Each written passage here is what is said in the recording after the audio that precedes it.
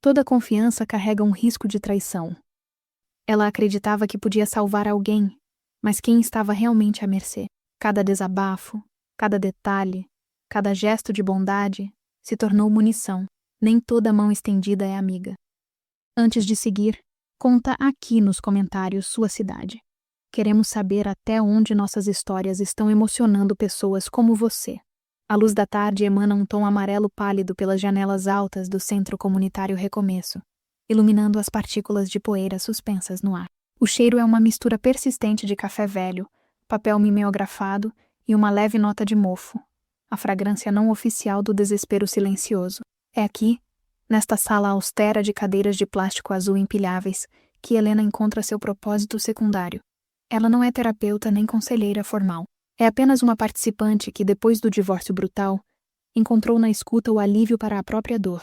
Sua presença ali, toda terça-feira à noite, era o seu ato de superação, a prova de que era possível reconstruir algo após a implosão de uma vida. Ela era uma mãe solteira tentando equilibrar a maternidade, um emprego exaustivo como designer freelancer e a luta jurídica interminável pela custódia de seu filho, Léo. Naquela noite em particular, o grupo era pequeno, apenas 6 pessoas. Marcos estava sentado à direita de Helena, exatamente onde sempre se sentava.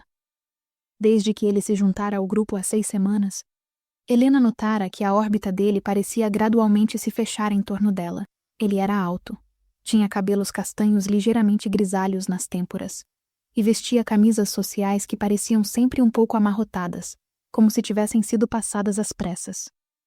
Seus olhos, contudo, eram o que chamava a atenção.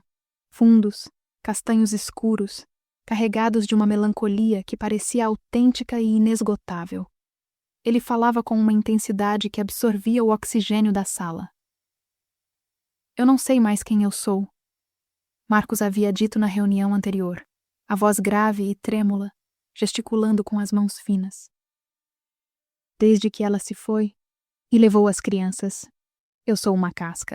Os outros membros do grupo ofereciam palavras de conforto padronizadas, clichês sobre o tempo cura ou foco em si mesmo. Mas Helena não oferecia clichês. Ela oferecia presença.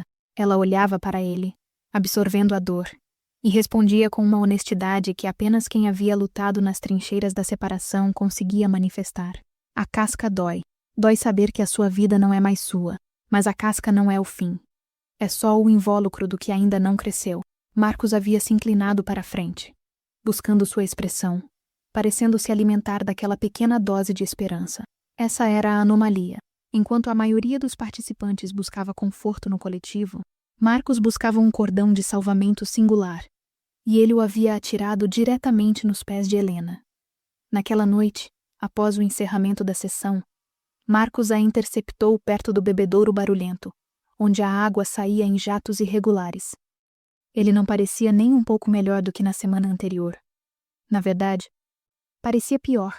Havia olheiras escuras sob seus olhos. Helena, eu sei que eu deveria estar melhor. Eu realmente deveria, ele sussurrou.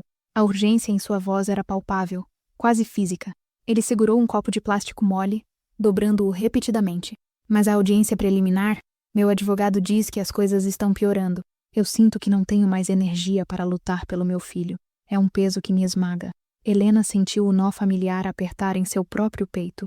Lutar pela custódia de Léo contra Arthur, seu ex-marido rico e implacável, era a batalha diária dela.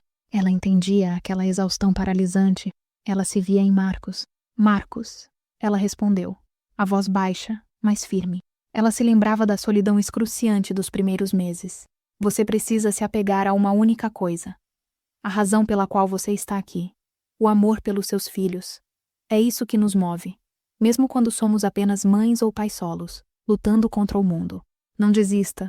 Ele a observou, e por um instante, o olhar intenso dele pareceu varrer todo o seu rosto. Não apenas seus olhos. Não era um olhar de admiração, mas de estudo.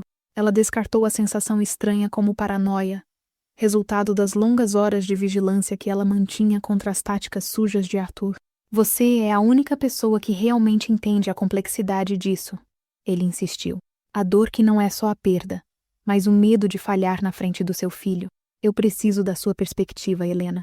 Eu sinto que você já passou exatamente por isso. Ela concordou em tomar um café rápido no dia seguinte, antes de seu turno.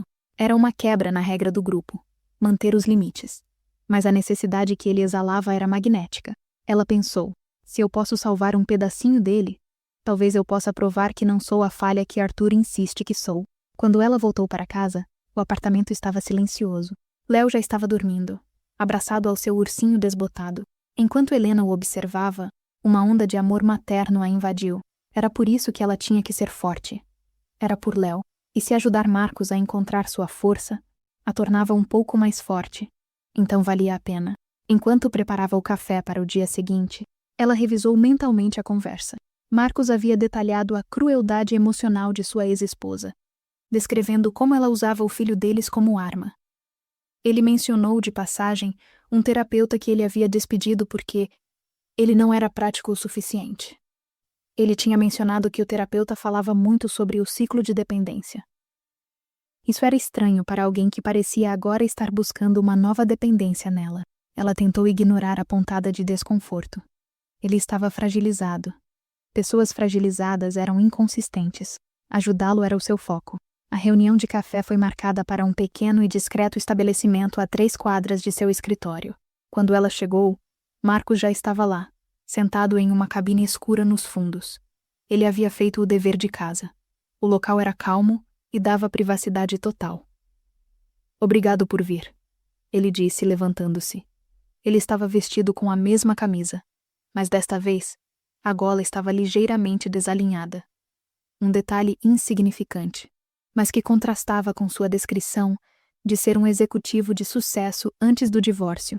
A conversa começou sobre os protocolos legais. Marcos perguntou sobre as táticas de Arthur, como ele usava testemunhas e o que ele tentava expor sobre Helena.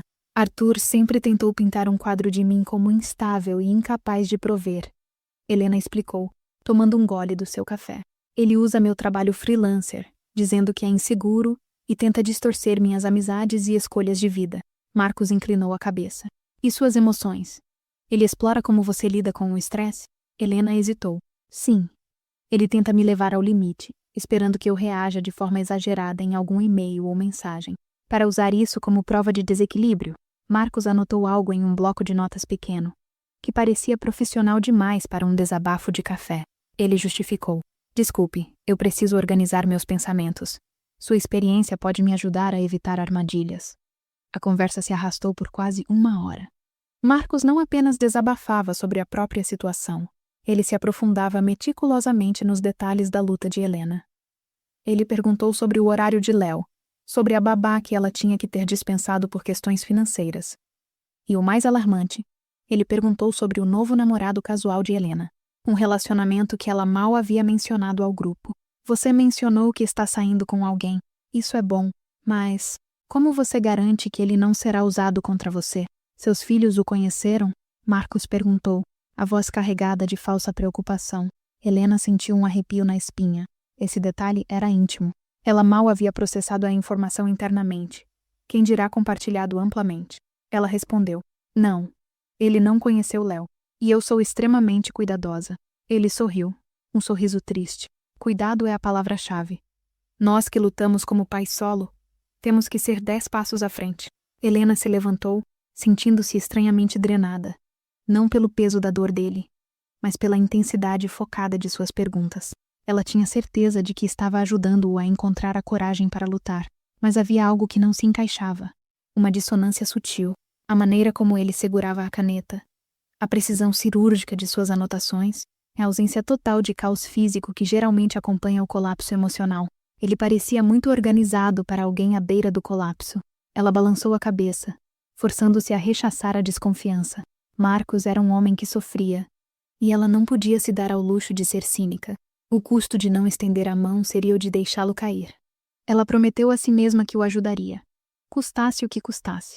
Quando ela saiu do café, o sol já estava alto, e o calor da manhã começou a aquecer o asfalto. Ela olhou para trás, para o vidro fumê do café, e percebeu Marcos manipulando seu celular.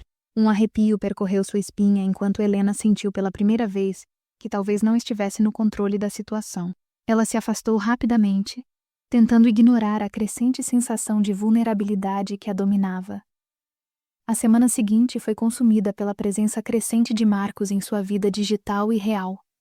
Ele a contatava diariamente, enviando mensagens de texto longas e introspectivas, sempre terminando com uma declaração de quanto o apoio dela era vital. 6 dias após a reunião do café, ele a chamou às 11h30 da noite. O filho de Helena, Léo, já dormia profundamente.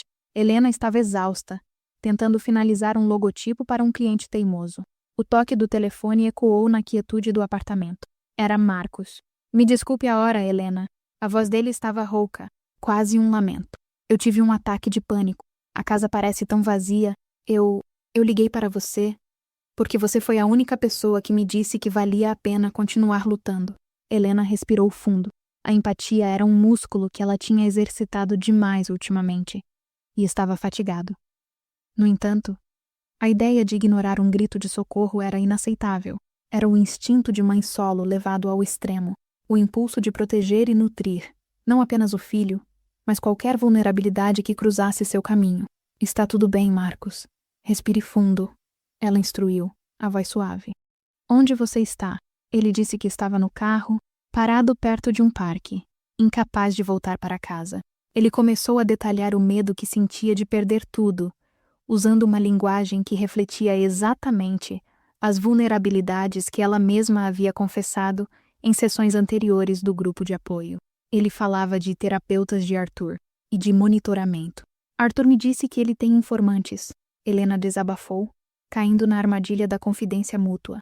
Ele tentou monitorar minhas chamadas e e-mails no passado. É por isso que eu sou tão paranoica sobre quem eu deixo entrar na minha vida. Marcos se aproveitou imediatamente da abertura. Isso é horrível. Você me daria o nome do advogado dele para eu ver se ele tem algum histórico de táticas antiéticas? Eu não quero cometer erros que você já cometeu. Helena hesitou. Compartilhar o nome do advogado de Arthur, o temível Dr. Elias, era entregar uma peça-chave de sua defesa. Mas Marcos parecia tão desesperado, e ela estava sob a pressão da hora tardia e de sua suposta crise de pânico. É Elias Drummond, do escritório Drummond em Associados. Ela cedeu, sentindo um peso desconfortável no estômago. Obrigado, Helena. Você me salvou. De verdade. Eu não sei o que eu faria sem o seu suporte, ele disse. E desligou abruptamente, sem sequer desejar boa noite. Helena ficou encarando o celular. Não havia o som da respiração acalmada, nem o alívio de alguém que tinha acabado de sair de um ataque de pânico. Havia apenas um corte seco, profissional. O arrepio voltou, mais forte. Marcos não parecia precisar de conforto. Ele parecia precisar de dados. Nos dias seguintes, Marcos intensificou sua dependência. Ele começou a aparecer perto do prédio onde ela trabalhava, sempre com uma desculpa. Estava na região, ou só queria ter certeza de que você estava bem. Em uma dessas visitas inesperadas, ele estava vestindo um casaco de lã de cachemira impecável, que não combinava em nada com o homem à beira da falência, que ele descrevia. Eles estavam em uma cafeteria diferente, e Marcos estava em um monólogo sobre o estresse financeiro. Eu mal consigo pagar o aluguel, ele lamentou, enquanto discretamente ajustava o relógio de pulso que Helena notou ser um modelo suíço caro, com pulseira de couro escuro, um detalhe que ela tentou negligenciar, atribuindo-o a um presente de luxo antes da queda. Você precisa de ajuda com advogados? Talvez eu possa te dar um contato que seja mais acessível, Helena ofereceu, querendo testar sua reação. Marcos balançou a cabeça rapidamente. Não, eu já tenho um. Eu só sinto que ele não está ouvindo as nuances emocionais. Ele mudou de assunto com uma rapidez calculada, retornando a questionar Helena sobre as finanças dela após o divórcio. Como você lidou com a reestruturação dos seus fundos? Você teve que liquidar alguma coisa? Helena, que já estava desconfiada, optou por uma verdade parcial. Eu tive que vender algumas coisas, sim, mas consegui manter meu fundo de emergência intocado. É a minha linha de defesa. Marcos franziu a testa, ligeiramente desapontado com a resposta. Fundo de emergência? Isso é inteligente. Onde você o guarda? Ela sentiu um alarme estridente. Essa pergunta era invasiva, indo muito além de um desabafo entre amigos. Marcos, você está sendo muito detalhista, ela disse, com a voz subitamente fria. Ele recuou imediatamente, assumindo a postura de vítima. Me desculpe, Helena. Eu sou um desastre. Eu me apego a qualquer detalhe que possa me dar uma sensação de controle. Por favor, me perdoe. É a minha ansiedade falando. A vulnerabilidade aparente dele era quase um escudo impenetrável. Como uma mãe solo que sabia o que era lutar sem redes de segurança, ela se sentia moralmente obrigada a estender a mão. Ela suspirou. Tudo bem, mas precisamos manter o foco no seu bem-estar emocional, não nos detalhes táticos. Mais tarde naquele dia, enquanto revisava e-mails antigos relacionados ao divórcio, Helena se deparou com uma memória de sua mediadora. Arthur não havia tentado apenas monitorar as comunicações dela. Ele havia contratado um investigador particular no início do processo. Alguém que se infiltrava nos círculos sociais para extrair informações. Aquele caso tinha sido descartado por falta de provas, mas a memória ressurgiu com força, pintando Marcos sob uma luz perigosa. Naquela noite, ela não conseguiu dormir. A imagem do casaco de cachemira, o relógio caro, a precisão das perguntas, a maneira como ele desligou o telefone, após conseguir o nome do advogado de Arthur. Não era o perfil de um homem em colapso financeiro e emocional. Era o perfil de um profissional em serviço. Helena se levantou, caminhou até a cozinha, a madeira do chão frio sob seus pés. Ela olhou para a foto de Léo na geladeira. O amor materno era sua bússola, mas também seu maior ponto fraco. Arthur sabia que ela faria qualquer coisa para proteger Léo, e que a maneira mais fácil de atacá-la era minar sua estabilidade emocional e reputação. Ela sentou-se na frente do computador, abrindo uma aba de pesquisa em modo anônimo. Ela digitou o nome completo que Marcos havia lhe dado. Marcos Vinícius Cordeiro. Os resultados iniciais eram genéricos. LinkedIn vazio, um perfil antigo de Facebook. Nada que indicasse colapso ou trauma. Ela então digitou Marcos Vinícius Cordeiro e o nome do seu grupo de apoio. Recomeço. 0 resultados. Um flash de memória. O bloco de notas no café. Não era um bloco comum. Era uma marca específica, usada por investigadores, que tinham páginas destacáveis e codificadas. Um detalhe mínimo, mas que agora parecia um farol. Helena sentiu o pânico subir pela garganta.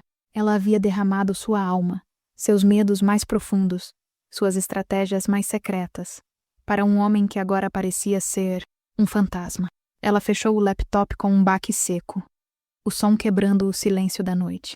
O jogo havia mudado, e ela acabara de perceber que estava jogando xadrez com um mestre, enquanto acreditava estar jogando damas com um novato.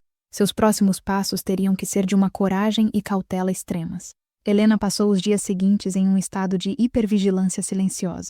Ela continuou a interagir com Marcos, mas agora cada palavra era filtrada, cada resposta calculada. Ela o tratava com a mesma empatia de antes, mas internamente, ela estava construindo uma muralha de defesa. Sua missão era confirmar a suspeita sem alertá-lo. O pretexto para a confirmação veio na forma de uma iniciativa do grupo de apoio.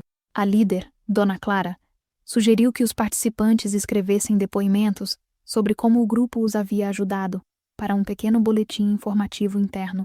Marcos, você seria um ótimo candidato, Helena sugeriu durante um encontro rápido no intervalo de almoço. Eles estavam em um parque barulhento, com crianças gritando ao fundo, o que dificultava qualquer conversa realmente íntima, exatamente como Helena queria. Sua história sobre encontrar a força para lutar pelo seu filho, mesmo quando tudo parecia perdido, é inspirador. Marcos hesitou, algo que ele nunca fazia quando o assunto era sua própria dor. Ele gostava do palco. Eu não sei, Helena. Minha história ainda está muito crua, mas é o cru que conecta as pessoas. Ela insistiu, com um sorriso que não alcançava seus olhos. Para o depoimento, precisaríamos de alguns detalhes de fundo. Sua profissão anterior, um pouco sobre sua ex-esposa, apenas para dar contexto. Se você me passar os dados, eu posso redigir para você. Eu sou designer, sou boa com palavras. O corpo de Marcos tensionou por um instante imperceptível. Ele estava preso. Recusar-se a compartilhar detalhes básicos para um depoimento de apoio pareceria extremamente suspeito para a mulher que ele estava tentando manipular.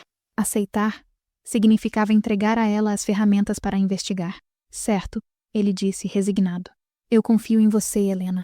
Você tem sido meu farol. Ele lhe forneceu um nome de empresa genérico, onde supostamente trabalhava, e o nome de sua ex-esposa, Laura Cordeiro. Com essas poucas migalhas, Helena tinha o suficiente para começar. Ela esperou até Léo estar na escola na manhã seguinte. Ela não usaria seu laptop principal. Ela foi a uma biblioteca pública, sentando-se em uma estação de trabalho anônima, sentindo-se como uma espiã em um filme no ar. A primeira pesquisa por Marcos Cordeiro, + Laura Cordeiro + divórcio, não deu em nada. 0 notícias legais, 0 menções em registros públicos. A empresa que ele alegou possuir também era um beco sem saída, apenas uma caixa postal virtual. O pânico se transformou em uma raiva fria e calculista. Ela tinha sido completamente enganada. Helena mudou a estratégia. Em vez de procurar pelo divórcio, ela procurou pelo nome do advogado de Arthur, Dr. Elias Drummond, e cruzou com a profissão investigador particular. A busca a levou a um fórum de advogados de família, onde um tópico antigo detalhava as táticas controversas do Dr. Drummond. Em uma das respostas, um advogado anônimo mencionava: Drummond é famoso por usar o PI Marcos Vinícius. Ele é o melhor infiltrador. Especialista em grupos de apoio e círculos sociais. Ele coleta a dor, a transforma em depoimento e a usa como arma. Helena paralisou, a luz da tela refletindo em seus olhos arregalados. Marcos Vinícius. Ele não era quem dizia ser. O homem que compartilhava seu café, que parecia dilacerado pela própria dor, era um investigador particular. Cada sorriso, cada gesto de fragilidade, cada palavra de confiança havia sido calculadamente projetada para colher os segredos mais íntimos de Helena. A pessoa em quem ela confiara cegamente agora se revelava como o agente da própria traição. Ela se levantou da cadeira, precisando de ar. O chão da biblioteca era frio, mas ela sentia o calor da traição subindo pelo seu pescoço. Todas as horas de escuta, toda a sua empatia de mãe solteira sobrecarregada, todos os seus medos mais íntimos, eram agora um arquivo digital nas mãos do seu inimigo. Helena saiu da biblioteca e caminhou sem rumo. Ela se sentia violada. O trauma do divórcio havia voltado, mas potencializado, porque desta vez a arma não era legal, mas emocional. Ela parou em frente a uma loja de eletrônicos, onde uma grande tela exibia um vídeo motivacional sobre resiliência e a importância da comunidade. Neste momento de extrema vulnerabilidade, Helena percebeu a ironia. Ela havia se tornado vulnerável porque havia buscado ativamente a comunidade e a esperança. Mas a verdadeira força não estava em se fechar, mas em saber discernir. Ela pegou o celular. Estava na hora de lutar, não apenas por ela e Léo, mas pela integridade de sua própria história. Helena ligou para sua amiga e advogada, Patrícia. Patrícia, eu preciso que você me escute com muita atenção. O Arthur usou um investigador. Eu caí na armadilha dele. Mas eu tenho um plano, e eu preciso de você nisso. Enquanto Patrícia pedia detalhes, Helena refletiu sobre o ciclo de mentiras e manipulação. O mundo digital e a necessidade de conexão nos tornavam alvos fáceis.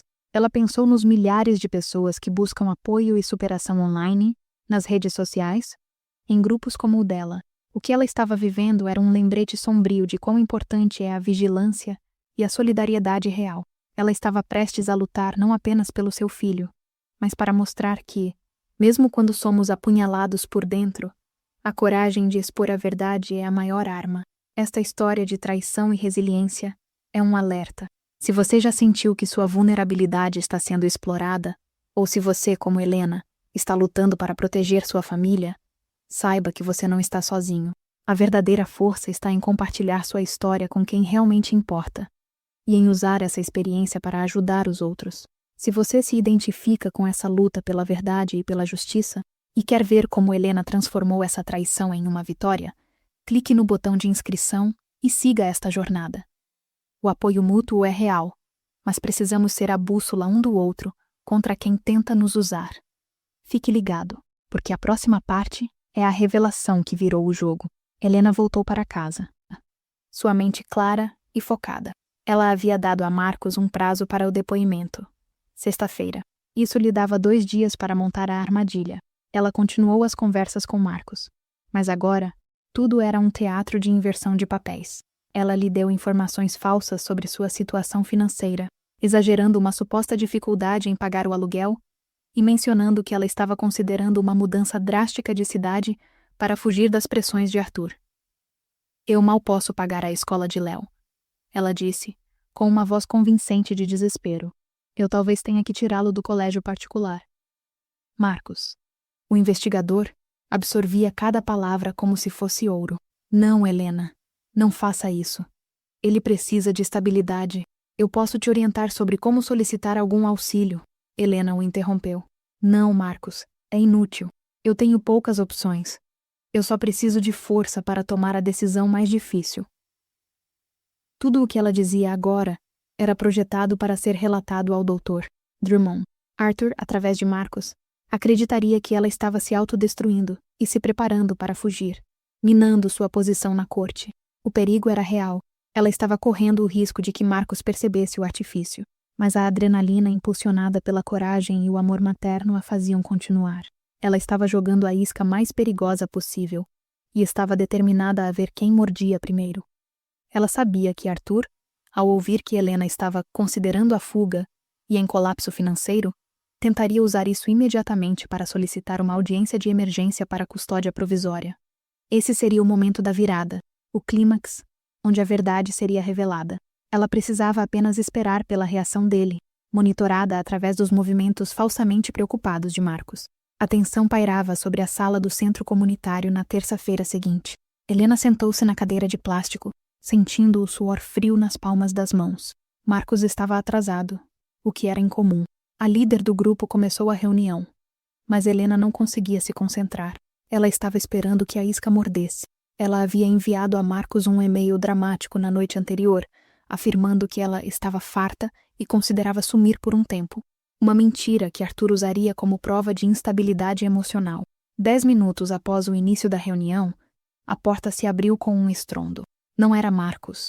Era Patrícia, sua advogada, vestida em um terno escuro, com uma expressão de seriedade incomum para o ambiente informal. O grupo inteiro se virou. A líder, Dona Clara, estava chocada. Helena, precisamos sair. Agora, Patrícia declarou sem rodeios. Arthur solicitou uma audiência de emergência, alegando risco de fuga e instabilidade emocional. Ele tem um dossiê e o tribunal acaba de nos notificar. Helena se levantou, mas antes que pudesse sair, a porta se abriu novamente. Era Marcos, ofegante, com a respiração pesada. Ele estava agitado, seus olhos varrendo a sala e parando em Patrícia. Ele havia perdido a compostura pela primeira vez. Ele sabia que o timing de Patrícia significava que seu trabalho havia sido descoberto. Helena, o que está acontecendo? Marcos perguntou, a voz alta e tensa. Ele ainda tentava manter a fachada da vítima preocupada. Helena o encarou. A máscara de superação que ela usava para encorajá-lo caiu, revelando uma frieza cortante. Você sabe muito bem o que está acontecendo, Marcos.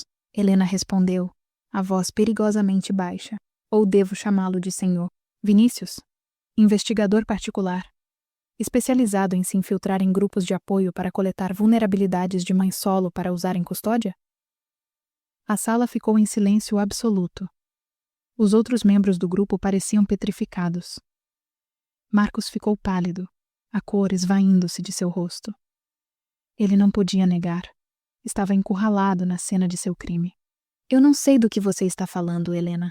Ele tentou manter a pose, mas sua voz falhou. Patrícia deu um passo à frente, segurando um envelope pardo. Nós sabemos, Sr. Vinícius. O dossiê que o Dr. Drummond apresentou ao tribunal contém detalhes íntimos e falsos sobre a instabilidade da minha cliente, obtidos sob o pretexto de fragilidade emocional, uma violação ética grave e, francamente, um ato vil. Ela abriu o envelope e retirou algumas cópias impressas. A primeira era a transcrição de um de seus encontros de café com Marcos. A segunda era a pesquisa que Helena havia feito, incluindo o Fórum de Advogados. A terceira revelava a verdade chocante. Uma fatura detalhada do Dr. Drummond para Arthur, listando os serviços de Marcos Vinícius, monitoramento emocional e coleta de informações pessoais. Helena havia descoberto o dossiê, mas o havia usado para montar o contra-ataque perfeito. Ela não confrontou Marcos em particular, o que daria tempo para ele se recuperar e negar. Ela o confrontou publicamente, no local de seu crime, garantindo testemunhas e usando o próprio método dele, a urgência, contra ele. Todas as minhas inseguranças, meus medos, a minha luta para ser uma boa mãe, tudo o que eu compartilhei sob a crença de que estava ajudando um pai em crise, foi transformado em munição Helena declarou, olhando para Marcos com uma intensidade gelada. Você não precisava de esperança, Marcos. Você precisava de dados. E eu dei a você dados falsos e a prova de que você estava me espionando. Ela olhou para os outros participantes do grupo que estavam horrorizados. Sinto muito que isso tenha acontecido aqui, mas esta é a realidade do que estamos enfrentando. Quando você se dedica a salvar alguém, certifique-se de que não é você quem está na lista de abates. Marcos tentou fugir, mas Patrícia foi mais rápida, bloqueando a porta. Nós temos testemunhas, senhor. Vinícius, seu contrato e esta cena aqui serão a base de uma denúncia formal. Não apenas por má conduta legal, mas por perseguição. Sua carreira como PI neste estado acabou. O homem que se dizia frágil e indefeso agora parecia pequeno e mesquinho. A máscara completamente destruída. O silêncio na sala era tão pesado que parecia ensurdecedor. Helena sentiu um alívio avassalador, misturado com a náusea da traição. Ela tinha recuperado o controle de sua narrativa. Sua coragem havia sido a única coisa que a salvou. Ela pegou Léo na escola mais cedo naquele dia. Ao abraçar o filho, ela sentiu a força que sempre a guiava, o amor materno. Ela não era instável, nem fugitiva. Ela era uma leoa protegendo seu filhote, e ela havia derrubado o predador que se disfarçava de cordeiro. A próxima etapa seria o tribunal, onde ela usaria a prova da má-fé de Arthur para virar o jogo de custódia de forma definitiva. A dor da traição se transformara em uma ferramenta poderosa. A audiência de emergência solicitada por Arthur se transformou rapidamente em um desastre para ele. Patrícia não perdeu tempo. Ela apresentou ao juiz não apenas as provas da contratação do PI, Marcos Vinícius, mas também o registro detalhado da infiltração no grupo de apoio. O comportamento de Arthur não era apenas antiético, era manipulador. Uma tentativa deliberada de minar a sanidade de Helena e sua capacidade de ser mãe solo. Após ouvir os depoimentos dos membros do grupo de apoio, organizados cuidadosamente por Patrícia, e analisar os documentos que revelavam a infiltração de Marcos, o juiz suspendeu imediatamente o direito de Arthur à custódia primária, restringindo suas visitas e impondo supervisão até a audiência final. Helena estava sentada na corte, ao lado de Patrícia. Sentindo uma satisfação fria, Arthur a encarou com ódio puro, mas não havia nada que ele pudesse fazer. Seu plano covarde de usar a empatia de Helena contra ela havia se revertido de forma espetacular. Ele tentou me fazer parecer louca. Helena sussurrou para Patrícia, enquanto o juiz dava a sentença provisória. E você provou que não só é sã, como é uma estrategista brilhante. A superação dela não está na dor, Helena. Está na sua capacidade de usar essa dor para se proteger. Patrícia respondeu, com um sorriso de esperança. Nos meses seguintes, a vida de Helena se estabilizou. O caso de custódia foi finalmente resolvido. O juiz concedeu a Helena a custódia total, limitando Arthur a visitas supervisionadas e impondo multas substanciais pelas táticas processuais abusivas. O dossiê de Marcos Vinícius, que deveria destruí-la, foi a prova cabal de sua coragem e resiliência. Helena deixou o grupo de apoio recomeço. Ela enviou uma carta formal à Dona Clara e aos membros, explicando o ocorrido e enfatizando que a lição não era parar de ajudar, mas sim aprender a proteger seu próprio campo de energia. A bondade é uma arma poderosa, ela escreveu, mas deve ser usada com discernimento, especialmente quando somos mães lutando por nossos filhos. O amor materno nos dá força para sermos compassivas, mas também para sermos guerreiras. Ela voltou a se dedicar totalmente ao seu trabalho e a Léo. Seu apartamento, que antes parecia um lugar de exaustão e vigilância, agora irradiava paz. Léo estava florescendo, seguro na certeza do amor inabalável de sua mãe. Um ano após a grande revelação, Helena estava sentada em sua varanda, observando Léo brincar. Ela havia escrito um livro sobre a experiência, não para expor Arthur, mas para ajudar outras pessoas a reconhecerem os sinais de manipulação emocional e legal. O título, A Casca, não é o fim. Como a mãe solo encontrou a força, onde o inimigo esperava a fraqueza. Ela não se tornou cínica. Ela se tornou mais forte. Ela aprendeu que a vulnerabilidade é um presente, mas que deve ser dada apenas a quem merece. Sua vida como mãe solteira não era fácil, mas estava cheia de autenticidade e propósito. Ela recebeu uma última mensagem de Patrícia. Um e-mail curto.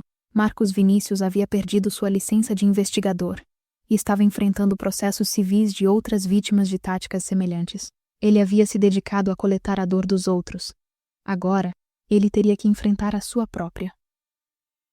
Helena fechou o laptop. O peso daquela vingança silenciosa a deixando satisfeita. Ela se levantou e foi até Léo, ajoelhando-se para abraçá-lo. O cheiro de grama cortada e o riso de Léo eram a única verdade que importava. A história de traição tinha acabado, e a história de sua superação estava apenas começando. Não havia mais segredos chocantes. Havia apenas uma mãe solo vitoriosa e a promessa de um futuro de esperança. O jogo havia terminado, e ela havia vencido.